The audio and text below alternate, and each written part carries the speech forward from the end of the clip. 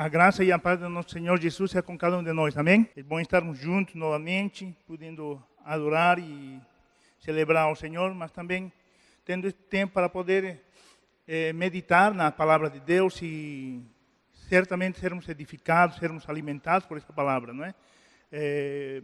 Eu creio que um aspecto que nós temos que ter bem claro em nossos corações é que aquilo que alimenta nossas almas é a palavra de Deus, não é outra coisa. Então, enquanto você mais medita, enquanto você mais lê, enquanto você mais estuda a palavra de Deus, obviamente você está mais nutrido, obviamente você está melhor espiritualmente, não é? Porque você certamente receberá a palavra que fortificará, fortalecerá a sua vida. Eu queria que você abrisse sua Bíblia lá no livro de Evangelho de João, capítulo 15, e nós vamos dar continuidade a esta caminhada por Evangelho de João. Nós, semana passada, falamos da primeira parte do capítulo 15 de João. Agora nós vamos falar desta segunda parte. E o título desta mensagem é o preço de andar com Jesus. Andar com Jesus tem um preço. Aliás, a sua vida e a minha vida teve um preço que foi pago por Cristo na cruz. E foi preço de sangue. Nenhum outro valor pode se calcular com aquilo que Cristo derramou na cruz do Calvário por você e por mim. Mas também nós temos um preço que pagar por andar com Ele. Há um preço que você e eu, como discípulos de Jesus, como filhos de Deus, em nossa caminhada cristã, pagamos. E é a respeito desse tema que nesta noite eu quero abordar alguns pontos, lendo este texto. Então eu queria que você abrisse sua Bíblia lá no livro de João, capítulo 18, e vamos ler só os primeiros 4 versículos, do versículo 18 até o versículo 21, tá? Capítulo 15 de João, verso 18 até o 21 apenas. Diz assim a palavra do Senhor: se o mundo odeia vocês, lembrem que Ele me odiou primeiro. Se vocês fossem do mundo, o mundo os amaria, por vocês serem dele. Mas eu os escolhi entre as pessoas do mundo, e vocês não são mais dele. Por isso o mundo odeia vocês. Lembrem do que eu disse: o empregado não é mais importante do que o patrão. Se as pessoas que são do mundo me perseguiram, também perseguirão vocês. E se eles obedeceram os meus ensinamentos, também obedecerão os ensinamentos de vocês. Por causa de mim, essas pessoas vão lhes fazer tudo isso, porque não conhecem aquele que me enviou. Nesta caminhada, nós temos que entender que Jesus tinha lavado os pés dos discípulos, tinha apontado quem seria o traidor, tinha apontado Judas como traidor, tinha deixado claro que Pedro o negaria 3 vezes, tinha nessa mesma noite estabelecido a Santa Ceia como um cerimonial a ser lembrado por sempre. E logo após disso tudo, eles saíram daquele cenáculo. E eles estão de caminho para o Getsemani quando ele está falando tudo isso que nós acabamos de ler. Então, esta parte do capítulo 15 até o capítulo 17 se vai rolar em esse cenário, no cenário de Getsemani. Antes de Jesus ir orar, todas essas coisas, ele vai dar todas estas exposições, todas estas dicas para os discípulos. Então, mais ou menos para nós nos orientarmos, Jesus está de caminho, ou já está no Getsemani, junto com os discípulos. Eles saíram do cenáculo e agora estão no Getsemani conversando, e Jesus está colocando algumas coisas aqui para eles. E uma das primeiras coisas que nós encontramos aqui é que Jesus deixa claro para os discípulos que o fato de você e de eu, e dos discípulos naquela oportunidade, serem seguidores de Jesus, faria com que o mundo os odiasse. De repente eles pensaram assim: puxa, peraí, Jesus falou que nós vamos dar fruto e nosso fruto vai ser muito, e nosso fruto vai transcender e as pessoas vão ver nosso fruto e, puxa, vamos ser aceitos por todo mundo. E Jesus vem, após dizer tudo aquilo que ele disse nos primeiros 15, 16 versículos do capítulo 15, ele diz, espera aí, não é tão assim. Se o mundo odeia vocês, lembrem que me odiou primeiro. A hostilidade contra Jesus, ele já estava, desde o início do ministério, já estava sendo executada. Jesus estava sendo cada vez mais hostilizado, e este ponto é bem importante, porque ele está quase prestes a ser entregue nas mãos dos romanos. Então, gente, uma coisa importante que você e eu devemos entender é que o mundo odiava Jesus por duas situações. Uma primeira, porque eles não conheciam a Jesus, não sabiam que ele era Messias. Eles conheciam de ouvir falar, eles o conheciam de vista, mas eles não tinham intimidade com Jesus. Então, uma das coisas que fica evidente é que quem odeia a Cristo, odeia porque não conhece. E se não conhece a Cristo, ele diz, não conhece o Pai que o enviou. Então, a ignorância do sistema mundano, do mundo, quando estamos falando do mundo, não estamos falando do cosmos, estamos falando de um sistema corrompido, que é antagônico, que é oposto aos princípios de Deus. E ele se torna hostil contra os princípios de Deus, porque quando Cristo vem e expõe a verdade, traz à luz, as trevas não aceitam. Por quê? Porque os pecados são revelados, as situações de corrupção no coração das pessoas são reveladas, e muitas delas preferem permanecer nesse erro. Por isso, no início deste livro, no início do Evangelho de João, lá nos primeiros capítulos, diz assim, a luz veio ao mundo. A luz veio ao mundo. E as trevas não suportou a luz. Não é? Mas não todos receberam. Não todos creram nele. Tanto que só aqueles que creram deu a capacidade, deu o poder, deu a graça de que esses que creram se tornaram filhos de Deus. Nós ainda temos algumas dificuldades, muitas pessoas ainda têm dificuldade de entender isso. Quando você pergunta lá fora, você é um filho de Deus? A grande maioria das pessoas, mesmo sem entender que é Deus, que é cristianismo, quem é Cristo, elas dizem sim, sou filho de Deus. Mas na realidade, o próprio Cristo, a própria palavra faz uma diferenciação clara de quem é filho de Deus e quem não é filho de Deus. Filho de Deus é aquele que foi iluminado, foi tocado por o Espírito Santo de Deus, e diante desse toque ele tomou um posicionamento de arrependimento, de reconhecimento de seus pecados, de seus malveres, e diz, não quero mais viver em esse estilo de vida. Mas outros tantos foram tocados por Deus, foram iluminados pela palavra, ouviram a palavra, mas mesmo assim rejeitaram, condenaram, apedrejaram, crucificaram a Cristo. E esse fato que aconteceu com Jesus, disse Jesus aqui para os discípulos, aconteceria também com aqueles que o seguiriam.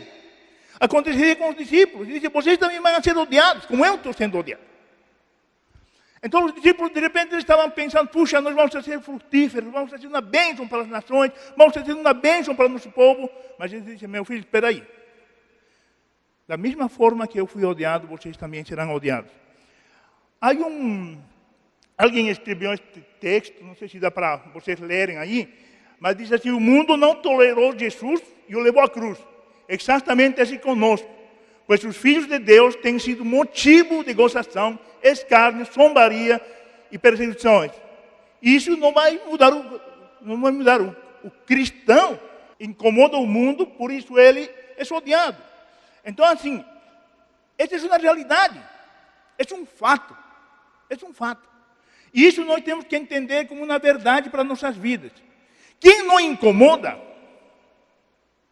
é porque eu acho que ou essa pessoa de fato não é discípula, ou essa pessoa é aquele galho seco que está a ponto de ser podado. Porque não faz diferença, não incomoda o mundo, não incomoda ninguém. Ele está muito bem no mundo. Aliás, ele é do mundo, por isso está tranquilo no meio, não incomoda ninguém. Mas quando você se posiciona, quando você está ao redor de seu trabalho, na sua escola, no seu relacionamento familiar, e você se posiciona como um cristiano genuíno, como um cristão que frutifica, como um cristão que ama a Deus sobre todas as coisas, certamente o seu estilo de vida vai fazer com que as outras pessoas os reflitam e vejam a diferença que você faz, ou se encham de antipatia contra você. Já aconteceu isso com você? Já sentiu-se odiado por você ser cristã? Por você trazer alguma verdade para essas pessoas? Você já se sentiu incomodado, rejeitado por pessoas que você talvez pensava que o amavam? Certamente, no início do nosso caminhar cristão, muitos de nós fomos abandonados por aqueles amigos que nós achávamos que eram nossos melhores amigos. Muitos daqueles que estavam em todas as festas conosco, em todas as bagaceiras da vida conosco, certamente, na vez que nós entregamos nossa vida a Cristo e decidimos mudar em nosso estilo de proceder, essas pessoas se afastaram de nós. Eu não sei se isso aconteceu com vocês, mas comigo aconteceu. Todos os meus amigos, que de minha infância até o momento que me converti, andávamos fazendo coisas que não eram agradáveis aos olhos de Deus nem à sociedade, essas pessoas se afastaram quando eu conheci a Jesus. E foi bom, porque eu comecei a entender um pouco melhor o coração das pessoas. Mas logo depois, anos depois, Deus permitiu que essas pessoas me procurassem para ajudá-las. E até agora, Deus foi trazendo cada um desses meus amigos, com os quais eu posso orar, aos quais eu posso ajudar. Muitos deles se converteram. Alguns deles ainda são pastores. Alguns outros morreram nas drogas, na violência. Mas é interessante ver como, numa primeira instância, quando você se posiciona totalmente contrário àquelas coisas que são contra os princípios de Deus, as pessoas vão a se rebelar contra a sua vida. Isso é o que está dizendo Jesus. Vocês vão ser odiados, porque vocês mudaram seu proceder, porque vocês são meus seguidores. Vocês vão ser odiados. E isso acontece ainda hoje. Hoje, de repente, nós não vemos um ódio tão descarado, vamos dizer assim, em nosso meio. Não é? Estes últimos tempos, eu creio que teve muitas manifestações dessa expressão de ódio contra o cristianismo aqui no Brasil. Nós podemos perceber ao longo destes últimos 2 anos, período das eleições, período da política e tudo aquilo, nós vimos quantas expressões de ódio, de revolta contra Cristo, contra o cristianismo. Quantas coisas feitas de uma forma tão violenta contra o cristianismo. Lá em São Paulo e em tantas outras cidades. E isso é apenas aquilo que Jesus disse. Vocês vão ser odiados. Vocês vão ser odiados. Porque o cristianismo, de fato, é um desvendar, é um revelar das mazelas da corrupção na vida das pessoas. E quando essas pessoas se sentem descobertas diante da luz, tem 2 coisas que acontecem. Ou elas se arrependem dos seus pecados, ou elas se rebelam contra Deus. Então, o Senhor Jesus, falando para os discípulos, diz: vocês vão ser odiados. Vocês vão ser odiados. Não há dúvida disso. Mas nós precisamos ser conscientes e prevenidos de que no trabalho, na escola e em todas as situações, essa atitude pode se apresentar em nosso relacionamento. Quando nós vivamos uma vida, prestem bem atenção, uma vida genuinamente cristã. Vai se apresentar. Mas nós temos que estar preparados para essas situações. Nós temos que estar preparados.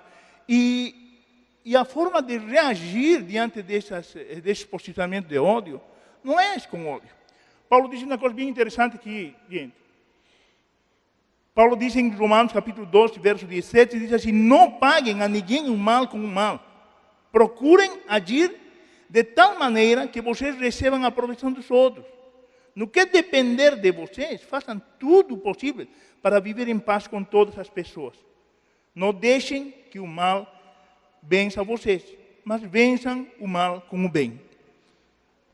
Então, assim, haverá sempre uma rejeição, haverá sempre ódio daqueles que não entendem os princípios de Deus, daqueles que estão enceguecidos por las trevas do inferno. Mas a direção é: não pague o mal com o mal, pague o mal com o bem. Ame as pessoas. Elas são ignorantes, elas estão enceguecidas, elas estão vivendo nas trevas, elas estão vivendo na escuridão, elas precisam de um toque do amor. E você é um instrumento de Deus para que isso aconteça. Você é um instrumento de Deus para que essas pessoas sejam quebrantadas nos seus corações. Deus pode revelar seu amor e Deus pode alcançar essas vidas através de sua vida. Se elas vão se arrepender, se elas vão se converter, não é competência sua nem minha. Isso é responsabilidade de Deus. Deus é quem toca e leva a pessoa ao arrependimento. Mas nossa tarefa é amar as pessoas. Nossa tarefa é abraçar as pessoas, mesmo que elas não odiem. É amá-las. Não pagar o mal, o ódio com ódio. Não, mas amá-las. Uma segunda coisa, gente, que nós podemos ver em este texto, vamos ler agora do versículo 21 ao versículo 25. Está diz assim: por causa de mim, essas pessoas vão lhes fazer tudo isso porque não conhecem aquele que me enviou. Elas não teriam nenhum pecado se eu não tivesse vindo e falado a elas. Mas agora essas pessoas não têm desculpa para seu pecado. Quem me odeia, odeia também o meu Pai. Se eu não tivesse feito entre elas essas coisas que nenhum outro fez, elas não teriam nenhum pecado. Mas agora viram o que eu fiz e continuam a odiar tanto a mim como a meu Pai. Mas isso é para que se cumpra o que está escrito na lei deles. Eles me odiaram sem motivo. Então, um segundo princípio é assim: primeiro, Jesus fala para os discípulos que eles seriam odiados. Agora ele está falando que eles vão ser perseguidos por causa dele, por causa do nome dele. Isso não se trata de que nós sejamos necessariamente mártires. Eu penso que há igrejas que têm um dom de mártir, que Deus deu um dom de mártir.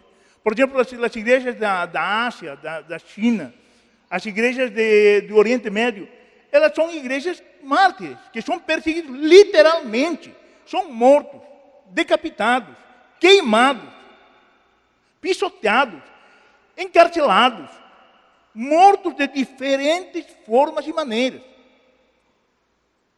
E a grande maioria desses cristãos que moram nessa situação, pelo que eu escuto, pelo que eu tenho lido, eles são pessoas que não negaram a fé. São pessoas que ficaram firmes em sua decisão com Cristo e por isso que elas morreram. Lembram que eu comentei daquele casal de pessoas que uma foi presa, foi feita escrava sexual durante um tempo e um outro camarada foi decapitado? A história desse rapaz, se eu não estou errado, ela vai se tornar um filme ou já se tornou um filme. Eu não tenho bem certeza, porque era 2009 que eles estavam fazendo. Esse rapaz teve que fugir da Indonésia, ele foi levado para os Estados Unidos porque ele estava sendo perseguido por um testemunho de ressurreição que ele teve. Então, assim, como esse rapaz, muitas pessoas morrem, entregam suas vidas literalmente por amor a Deus. E Jesus diz: vocês vão ser perseguidos, vocês vão ser mortos. Mas sabe por quê? Porque eles não conhecem o Pai. Eles são cegos. Então, há uma perseguição que acontece. Nós não temos, eu creio, esse dom de mártires aqui em Latinoamérica ou em outra parte do mundo. Eu acho que não. Até agora nós não fomos perseguidos e olha lá se nós seríamos perseguidos. Então, assim, Mas nós somos perseguidos em outro nível, em outras instâncias. A perseguição que eu entendo que a igreja sofre, além de ser uma perseguição mais física, assim, eu creio que aqui a perseguição é mais no campo das ideias, no campo das emoções. Nós sofremos uma perseguição violenta nesse campo. Então, assim, gente, a gente tem que aprender a lidar com essas realidades. E Jesus estava falando sobre isso para os discípulos. Vocês têm que entender que vocês vão ser perseguidos. E muitos de vocês vão ser mortos. Vão sofrer perseguição. Ser cristão não é uma coisa fácil. Ser cristão não é caminhar por uma estrada livre de problemas. Ser cristão é enfrentar todos esses desafios, não só de nossa própria pessoa, em quebrar nossos vícios, nossos pecados, mas muito mais do que isso, é se enfrentar a hostilidade que o mundo nos oferece, né? Que o mundo vem com essa situação. A vinda de Cristo e seu testemunho são uma condenação ao estilo de vida mundano, ao sistema do mundo. É uma condenação. O estilo de vida de Cristo é uma condenação para eles. Por quê? Porque Cristo diz assim que nós devemos repartir nossas riquezas com os outros. E o mundo não reparte. Diz assim que nós devemos amar nosso próximo e o mundo não ama. O mundo ama apenas aqueles que o amam. Então, quando você se posiciona nesse sentido, nos princípios de Cristo, no sentido de amar seu próximo, no sentido de servir ao seu próximo, de se importar com os outros, o mundo vem em posição contrária à sua. E você é perseguido porque você vai denunciar as coisas erradas que eles fazem. Você é perseguido porque você vai mostrar que o caminho que eles estão trilhando é um caminho errado. Lembra de João Batista? João Batista foi decapitado por quê? Foi preso por quê? Porque fez algum mal ao sistema da época? Sim. Denunciou Herodes. E falou, cara, você é um adúltero. Pare de seu adultério, senão vai venir a maldição sobre a sua vida. E ele ficou revoltado. O que fez? Prendeu o cara. E quando a mulher se sentiu descoberta diante dessa acusação, o que ela fez? Não, tem que matar o cara. Porque senão nós vamos continuar sendo sufocados e hostilizados por um cara que está falando verdade. Então é assim que acontece. E Jesus sabia disso, e ele disse, vocês vão ser perseguidos da mesma forma. Vocês vão sofrer essa situação. Então, não é de estranhar que ainda hoje eles perseguem aos que andam na luz. Estes que estão injertados na videira produzindo frutos, eles desprezam a hostilidade, ou despertam, vamos dizer assim, despertam a hostilidade do mundo. Quando você está andando em comunhão com Deus, quando você vive na vida de santidade, quando você é um cara que dá fruto, quando você é um cara que se importa com aquilo que Deus te importa, naturalmente você desperta a inveja, a hostilidade do mundo. Naturalmente. Muitas pessoas podem admirar o que você está fazendo. E, aliás, muitas pessoas admiram. Mas uma grande parte delas invejam. Uma grande parte delas está torcendo para que você dê errado. Uma grande parte delas está torcendo para que você se ferre, se frustre em sua atividade. E sua vida seja desgraçada. De repente, hoje você não sofre essa perseguição que, em caso, os discípulos sofreram naquelas oportunidades, ou os discípulos em outros países, em outros lugares, sofrem.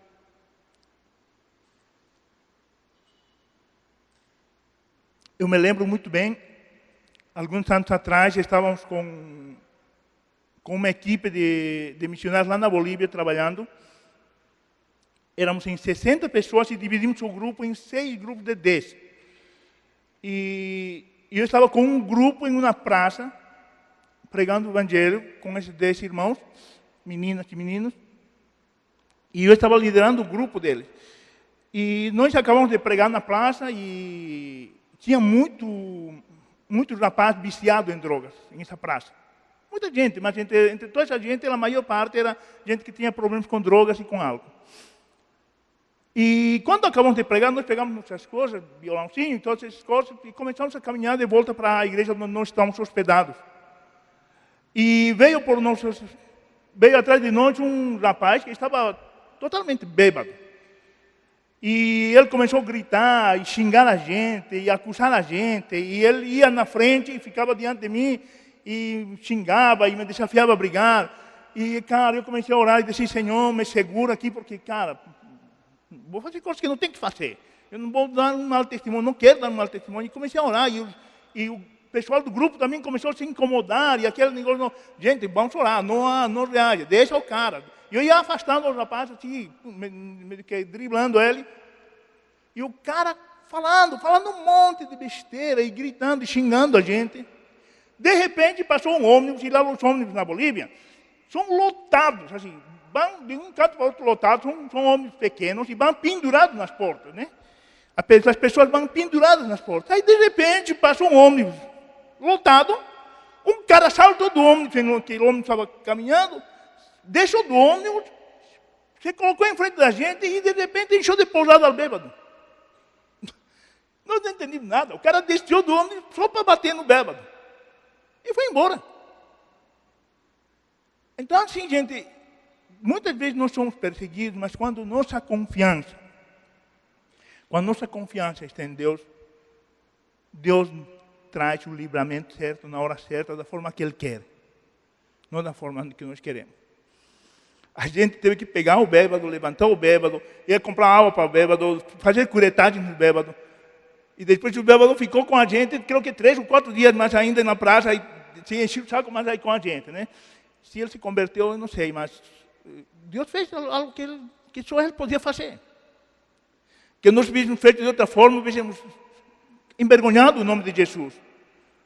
Mas Deus fez da forma que Ele queria fazer. Deus nos deu uma tarefa a mais, cuidar do bêbado enquanto estava se recuperando da golpice que levou, né? Mas, o que quero dizer com isso, gente? Deus é quem nos prepara, é Deus quem nos capacita, e Deus quem nos instrui para que nós possamos resistir e enfrentar todo esse tipo de hostilidade que nós temos. Agora, como devemos reagir diante disso? Então, uma primeira coisa, gente, que nós temos que entender é que nós precisamos confiar e nos someter à autoridade de Cristo sempre. Diante da perseguição, nós não podemos depender de nosso braço, de nossa força, de nossa intelectualidade, e querer sair em discussão teológica, defender, dar uma de apologetas quando você nem conhece bem direito a Bíblia. O melhor é se postrar, adorar e orar a Deus, para que Ele intervenha em nossas vidas. E o autor de Hebreus escreve o seguinte, diz assim: portanto, fiquemos firmes na fé que anunciamos, pois temos um grande sacerdote poderoso, Jesus, o Filho de Deus, o qual entrou na própria presença de Deus. O nosso grande sacerdote não é como aqueles que são capazes de compreender as nossas fraquezas. Pelo contrário, temos um grande sacerdote que foi tentado do mesmo modo que nós, mas não pecou. Por isso, tenhamos confiança e cheguemos perto do trono divino, onde está a graça de Deus. Ali receberemos misericórdia e encontraremos graça sempre que precisemos de ajuda. Quando você e eu somos confrontados diante de situações diversas, hostilizados ou perseguidos, o mais natural é nós queremos reagir e discutir ou revirar a situação. Mas o mais importante e o mais natural que tem que acontecer conosco é que nós devemos dobrar nossos joelhos, orarmos a Deus e pedirmos que Ele intervenha em situações. É Ele que vai mudar essa realidade. É só Deus que vai fazer da forma correta acontecer aquilo. Gente, as pessoas não se arrependem porque nós somos eloquentes ou entendidos do tema. As pessoas se arrependem porque o amor de Deus, o Espírito Santo de Deus os alcançou. Os alcançou. E o único que você e eu temos que fazer é abrir nossos lábios para proclamar o Evangelho. Não é? Segunda coisa que nós devemos fazer é, mesmo diante de toda a rejeição que possamos enfrentar, devemos continuar firmes na proclamação do Evangelho. Não se trata, gente, de gritar mais alto. Não se trata disso. Não se trata de, não, porque é assim mesmo, não, porque você é pecador. Não se trata disso. Se trata de amar mais. Se trata de amar mais as pessoas. A proclamação do Evangelho, de fato, é uma expressão do amor de Deus. Diz, Deus amou de tal maneira o mundo que deu o quê? Seu Filho. Essa foi a proclamação de Deus para o mundo. E é isso que Deus nos mandou fazer. Então, proclamar o Evangelho não é gritar, não é querer se sobrepor às ideias dos outros. Ganhar um debate. Não é. Não é sair no braço e conseguir derrubar ou machucar alguém. Não é isso. É amar mais. É amar mais as pessoas.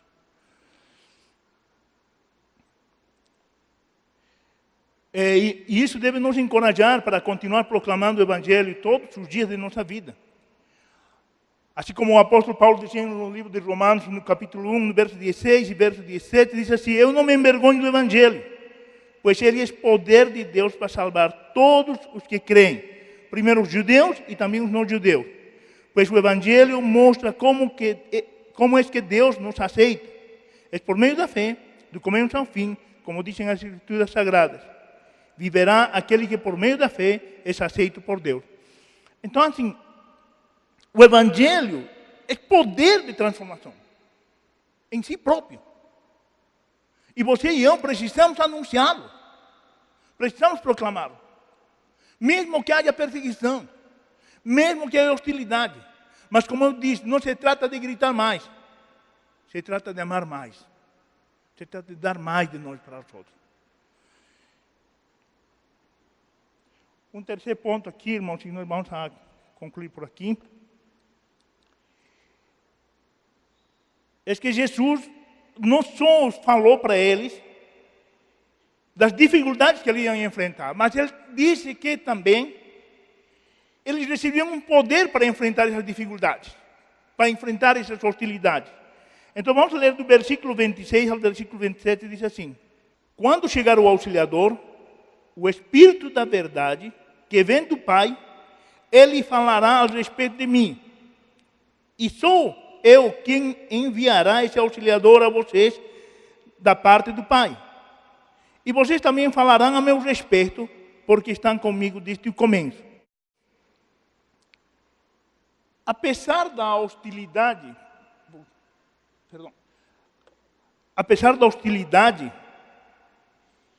e da rejeição do mundo, tem havido um testemunho constante de Cristo. Aliás, isso é uma evidência do cumprimento da promessa que Jesus faz no capítulo 14, não é? E agora nesses textos também que nós limos, e do cumprimento dessa promessa no livro de Atos, no capítulo 1, verso 8, quando o Espírito Santo é derramado sobre todos os discípulos. Mas o propósito divino é que o mundo conheça a Jesus como aquele que é o caminho, a verdade e a vida. O Espírito Santo não veio sobre você simplesmente para fazer de você um carinha mais legal, um cara com poder para fazer milagre, um cara com poder para fazer não sei o quê, não sei quanto. Não. O Espírito Santo veio para você também, e mais que tudo, para fazer com que você possa comunicar o Evangelho e falar para o mundo que Jesus é o único caminho, a única verdade e a única vida. O Espírito Santo foi designado para dar-te coragem, poder, autoridade, para você poder anunciar essas verdades para o mundo. O John Stott, em um livro que ele intitulou Discípulo Radical, ele escreve o seguinte, diz assim: a igreja tem uma dupla responsabilidade em relação ao mundo ao seu redor. Por um lado, ela deve viver, servir e testemunhar no mundo. Por outro lado, devemos evitar nos contaminar por ele. Assim, não devemos preservar nossa santidade fugindo do mundo, nem santificá-la nos conformando a ela. Tanto o escapismo quanto o conformismo são proibidos para nós. Então, assim, é um fato. Ou nós não nos relacionamos com nossos amigos que são mundanos porque eles são adúlteros, porque são beberrões, porque eles são comilões, por uma, por outra coisa. Ou nós nos relacionamos com eles e entramos na mesma jogada. É o que João está dizendo. Nós não podemos nem fugir deles, nem nos conformar com o estilo de vida deles, nem nos formar ou nos adequar ao seu estilo de vida. Pelo contrário, nós devemos estar com eles, mostrando que há uma diferença no nosso estilo de vida. Mostrando que em Cristo há um poder superior que traz e transforma nossas vidas. Sem necessariamente nos formatar as ideias, o estilo de vida deles. Então devemos buscar dia após dia para isso. Devemos buscar dia após dia estar cheios do Espírito Santo. Só a plenitude do Espírito Santo, só a presença do Espírito Santo em nossas vidas pode nos dar a coragem, a capacitação, a sabedoria necessária para que nós possamos, de fato, testemunhar de Cristo. Testemunhar a respeito da vida de Cristo, testemunhar a respeito do reino de Deus. E esse testemunho, primeiramente, é para nós mesmos. O Espírito Santo vem para nos confirmar, cada vez que nós somos cheios do Espírito Santo, cada vez que nós estamos em oração, buscando a plenitude de Deus em nossas vidas, o Espírito Santo vem e diz, você está certo, meu filho. Deus é seu Senhor. Jesus é o caminho para você. Fique firme na rocha. Deus confirma isso nos nossos corações. Mas também, Ele testemunha os corações dos incrédulos, quando nós falamos. Ele também reparte com os incrédulos aquilo que está repartindo conosco. E fala para os incrédulos, cara, para com tua incredulidade. Realmente é um caminho, realmente há um Deus, realmente Jesus morreu na cruz por você. Jesus é o único caminho para você. Pense nisso, reflita, se arrependa. O Espírito Santo faz isso na vida do incrédulo. Qual vai ser a decisão que ele vai tomar? Não sabemos. Só Deus sabe. Nossa tarefa é apenas anunciar aquilo que o Espírito confirma em nossas vidas. Lembram quando Paulo estava sendo julgado e estava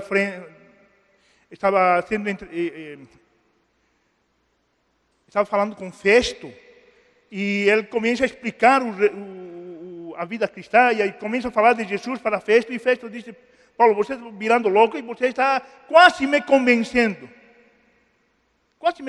para me tornar cristão. E Paulo disse assim, quanto eu não queria te convencer, mas não sou eu que eu convenço. Né? Então, assim, Festo não se converteu, quase se convenceu de que Cristo era o Messias, de que Cristo era o Senhor da vida dele. E Festo disse, claro, quase me convenceu. E Paulo é bem esperto, disse, quanto eu não queria convencer, mas não consigo convencer. Quem te converte é Cristo. Quem te leva a entendimento, a arrependimento é Cristo. Então, gente, nós precisamos ser cheios do Espírito Santo dia após dia, momento após momento, em toda a nossa caminhada com Cristo. Para que assim possamos ser instrumento de Deus, para que as pessoas possam ter a oportunidade de ouvir a respeito de Cristo. E o Espírito Santo possa nos usar para tocar essas pessoas, e essas pessoas possam ser trazidas a arrependimento e possam reconhecer que Cristo é o Messias.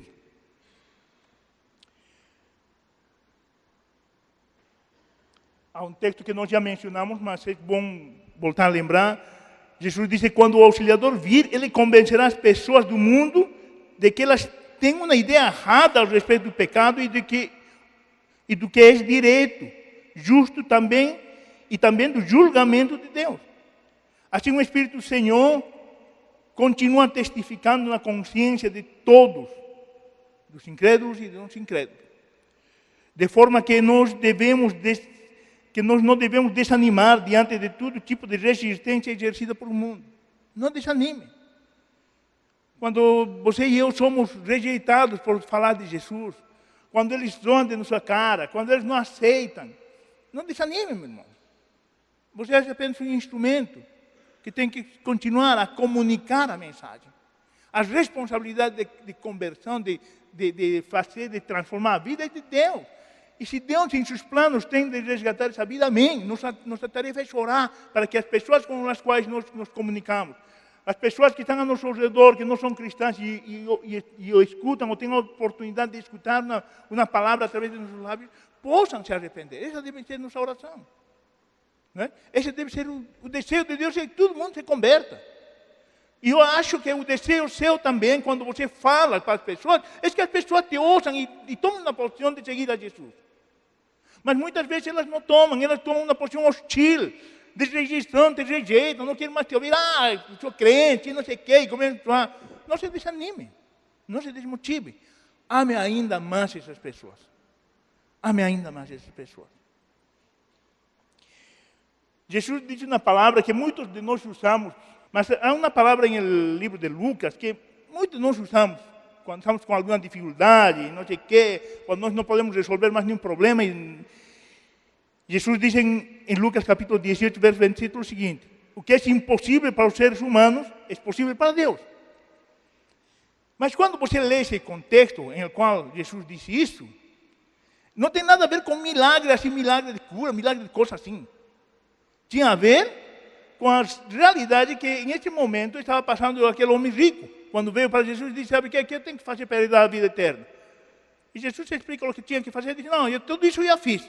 Então, vai lá, vende os bens e reparte com os pobres. E aí ele vai embora, porque não consegue fazer isso. E aí os apóstolos, os discípulos perguntam para Jesus: e aí, Jesus? Cara, ninguém vai entrar no reino de Deus desse jeito. E aí Jesus disse assim: é mais fácil que entre um camelo por olho na agulha que um rico no reino de Deus. E aí eles voltam a perguntar, dizendo assim: putz, mas desse jeito, quem que vai entrar então no reino de Deus? E aí Jesus disse: aqui é impossível para o homem, é possível para Deus. Então, muitas vezes, nós olhamos igual que os discípulos, a impossibilidade das pessoas se converterem diante da nossa pregação. Puta, essa pessoa não vai se converter. É hostil. Ele me está rejeitando. Eu não vou falar mais de Jesus para essa pessoa. Vou excluir de meu grupo. Ele está fora. Não quero mais nem conversar com essa pessoa. Né? Aquela revolta vem a nossos corações. Esse sentimento de pagar o mal com o mal vem a nossos corações. Nós temos que ter outro posicionamento, gente. Nós temos que ter amor. Temos que amá-lo. Aquilo que é impossível para nós, é possível para Deus. Deus é quem toca os corações. Deus é quem transforma as vidas. Deus é quem faz milagre nas vidas. É Deus, não somos nós. É Deus. E Deus quer fazer isso através de sua vida e de minha vida também. Então, queridos, que nesta noite, você e eu possamos ser encorajados, animados pelo Espírito Santo. Que nós possamos entender que, mesmo que as pessoas nos odeiem por nós termos tornado cristãos, mesmo que as pessoas sonhem de nossas vidas por nos termos tornado cristãos, mesmo que nossos amigos, nossos familiares, aqueles que nos rodeiam, nos rejeitem, nos persigam, nos queiram causar conflito por causa de sermos cristãos, mesmo com isso tudo, nós devemos continuar a amar as pessoas, como Cristo nos amou, independente do que eles pensam. E nós devemos continuar a proclamar o Espírito Santo no poder dele, no poder da graça salvadora de Cristo, no poder e na autoridade do Espírito Santo, para que essas pessoas de fato possam ser tocadas. Aquilo que é impossível para mim e para você, que é impossível salvar vidas, é impossível. É possível para Deus. Aquilo que é impossível fazer, que se entrar nos corações das pessoas e transformar seus corações, é possível para Deus. É possível para Deus.